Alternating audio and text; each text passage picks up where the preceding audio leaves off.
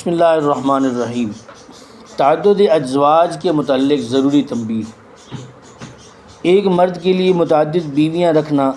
اسلام سے پہلے بھی دنیا کے تقریباً تمام مذاہب میں جائز سمجھا جاتا تھا۔ عرب، ہندوستان، ایران، مصر، یونان، بابل،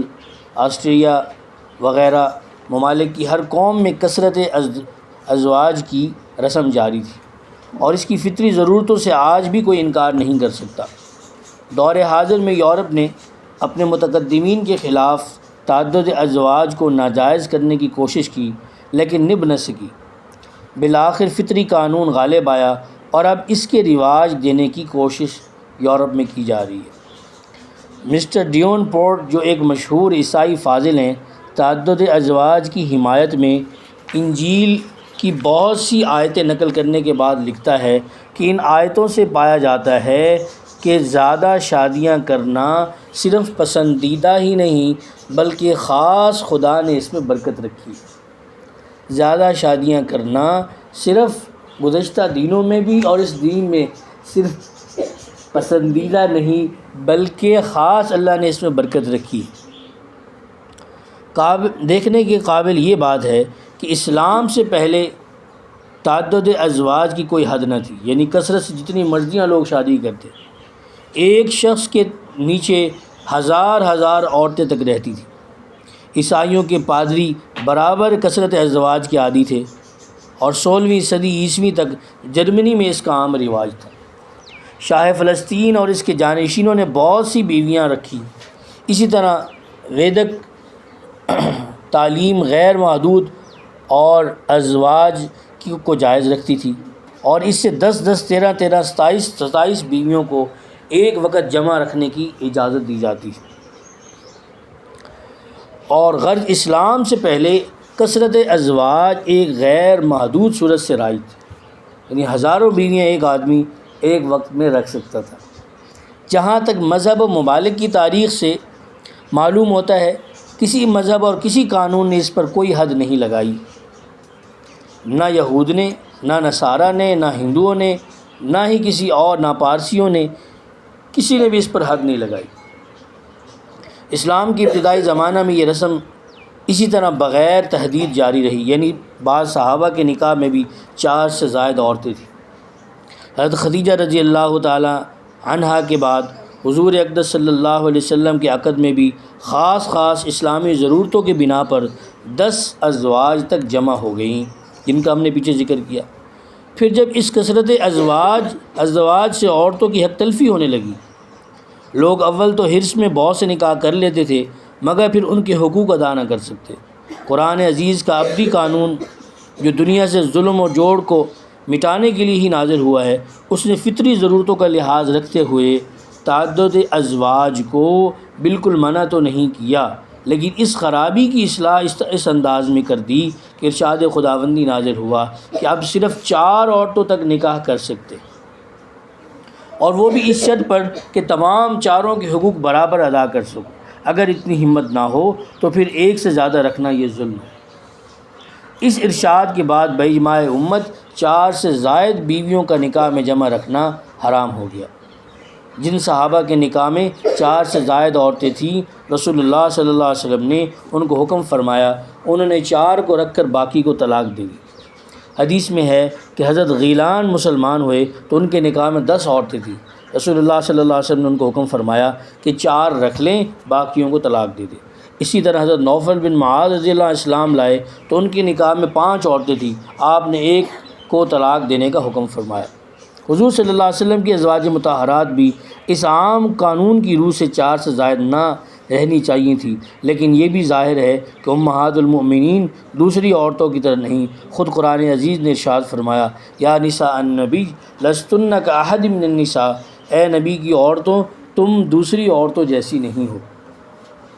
وہ تمام امت کی مائیں ہیں، حضور صلی اللہ علیہ وسلم کے بعد وہ کسی کے نکاح میں نہیں آ سکتی۔ اب اگر عام قانون کے تحت 4 کے سوا باقی ازواج مطہرات کو طلاق دے کر علیحدہ کر دیا جاتا اس وقت تو ان پر ظلم ہوتا۔ اب وہ عمر بھر کے لیے معطل ہو جائیں، اور رحمت للعالمین کی چند روزہ صحبت ان کے لیے عذاب بن جاتی۔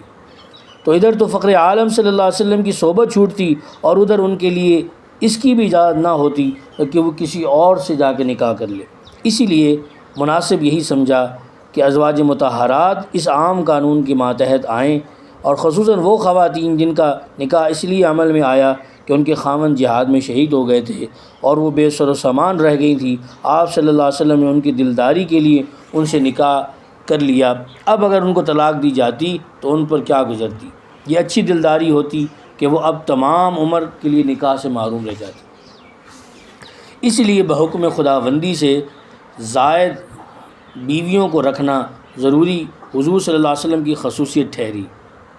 یعنی آپ کی جو 11 بیویاں تھیں وہ آپ ہی کے لیے خاص تھا، اور آپ صلی اللہ علیہ وسلم کی خانگی زندگی کے حالات جو امت کے لیے تمام دین و دنیا کے معاملات میں دستور العمل ہیں، ہم تک صرف ازواج مطہرات ہی کے ذریعے سے پہنچ سکتے ہیں،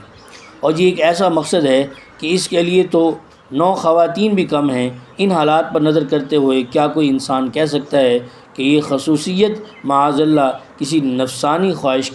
پر مبنی تھی؟ اس کے ساتھ یہ بھی بات دیکھنے کے قابل ہے کہ جس وقت سارا عرب و عجم مخالفت کے لیے کھڑا ہوا، قتل کے منصوبے گانٹے، طرح طرح کے عیب لگائے، بہتان باندھے، مجنون کہا، کذاب بتلایا، غرض اس آفتاب عالم تاب پر خاک ڈالنے کے لیے ایڑی چوٹی کا زور لگا کر خود خاک و آلود ہوئے، یہ سب کیا، لیکن کسی کافر نے خواہشات نفسانی اور عورتوں کے معاملے میں بھی کسی وقت آپ صلی اللہ علیہ وسلم پر کوئی الزام نہیں لگایا، اور ہرگز نہیں یہاں افتراء کے بھی پاؤں نہ ہوئے، ورنہ کسی نیک نام کو بدنام کرنے کے لیے اس سے بڑھ کر کوئی اور حربہ نہیں ہو سکتا۔ اگر ذرا انگلی رکھنے کی جگہ تھی تو کفار عرب جو گھر کے بھیدی تھے سب سے بڑھا چڑھا کر اس کو یوم میں شمار کرتے تھے، لیکن وہ اتنے بے وقوف نہ تھے کہ مشاہدات کا انکار کر کے اس کا بالکل انکار کر دیتے، کیونکہ تقوی مجسم صلی اللہ علیہ وسلم کی حیات طیبہ لوگوں کے سامنے تھی،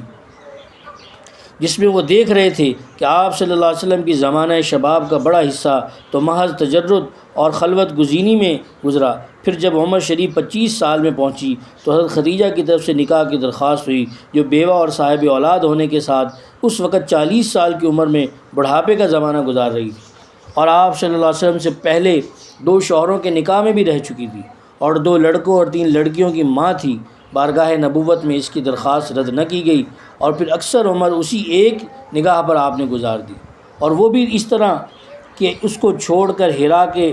لقودق غار میں، یعنی غار ہرا میں 1 مہینہ محض عبادت الہی میں حضور صلی اللہ علیہ وسلم مصروف رہتے تھے، اور عمر کا بڑا حصہ اسی نگاہ پر گزارا۔ اسی لیے آپ صلی اللہ علیہ وسلم جتنی اولاد ہوئی وہ سب حضرت خدیجہ سے ہوئی۔ البتہ حضرت خدیجہ رضی اللہ عنہ کی وفات کے بعد جب عمر شریف 50 سال سے تجاوز کر جاتی ہے تو یہ سارے نکاح ظہور میں آتے ہیں، اور خاص ضرورتوں کے ماتحت 10 خواتین تک آپ صلی اللہ علیہ وسلم کے نکاح میں داخل ہوتی ہیں، جو سب کے سب حضرت عائشہ کے سوا ساری بیوہ اور بعض اولاد والی بھی تھی۔ ان حالات پر نظر کرتے ہوئے گمان نہیں کیا جا سکتا کہ کوئی سلیم الحواسی انسان آپ صلی اللہ علیہ وسلم کے اس کثرت سے نکاح کرنے کو معاذ اللہ کسی نفسانی خواہش کا نتیجہ بتلا سکے۔ اگر کوئی چشم آفتاب نبوت کی عظمت و جلال کو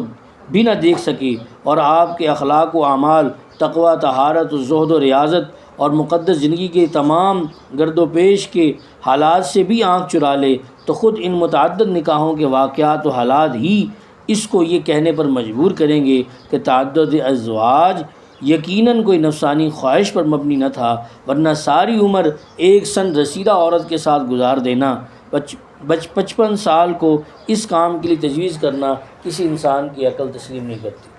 خصوصاً جب کفار عرب اور رؤساء قریش آپ صلی اللہ علیہ وسلم کی ایک اشارہ پر اپنا منتخب حسن و جمال آپ صلی اللہ علیہ وسلم کے قدموں پر نثار کر دینے کے لیے بھی تیار تھے۔ کفار نے کہا کہ اے نبی، آپ صرف یہ دعوت چھوڑ دیں، آپ کو مکہ کی تمام حسین عورتیں آپ کو دیتے، جیسا کہ سیرت کی کتابوں میں، تاریخ کی معتبر کتابوں میں یہ ملتا ہے۔ اس سے بھی قطع نظر کیا جائے تو خود مسلمانوں کی جمعیت بھی اس عرصہ میں لاکھوں کی تعداد تک پہنچ چکی تھی، جن کی ہر عورت آپ کے عقد میں داخل ہونے کو بجا طور پر فلاح دارین سمجھتی تھی۔ یہ سب کچھ تھا، مگر تاجدار نبوت کے عقد میں 50 سال تک صرف ایک حضرت خدیجہ نکاح میں رہی تھیں، جن کی عمر بوقت نکاح بھی 40 سال تھی۔ پھر اس کے بعد بھی جن خواتین کا نکاح نکاح کے لیے انتخاب کیا جاتا وہ ایک کے سوا سب کی سب بیوہ اور صاحب اولاد ہیں۔ امت کی بے شمار کنواری لڑکیاں اس وقت بھی انتخاب میں نہیں آئیں۔ اس مختصر گفتگو میں یہی بات کافی ہے سمجھانے کے لیے آپ صلی اللہ علیہ وسلم کے یہ متعدد نکاح کس قدر اسلامی اور شرعی ضرورتوں پر مبنی تھے۔ اگر یہ نہ ہوتے تو بہت سے احکام جو عورتوں ہی کے ذریعے سے امت کو پہنچ سکتے تھے وہ سب چھپے رہتے۔ کس قدر بے حیائی اور حق کشی ہے کہ حضور صلی اللہ علیہ وسلم کے اس تعدد ازواج کو نفسانی خواہشوں پر محمول کیا جائے۔ اگر باطل پرستوں نے عقل و حواس کو اندھا کر دیا تو کوئی کافر بھی ایسا نہیں کر سکتا۔ نبی کریم صلی اللہ علیہ وسلم نے 9 ازواج مطہرات کو چھوڑ کر انتقال فرمایا۔ آپ صلی اللہ علیہ وسلم کے بعد سب سے پہلے ازواج مطہرات میں سے حضرت زینب بنت جہش کی وفات ہوئی اور سب سے آخر میں سلمہ رضی اللہ عنہا نے وفات پائی۔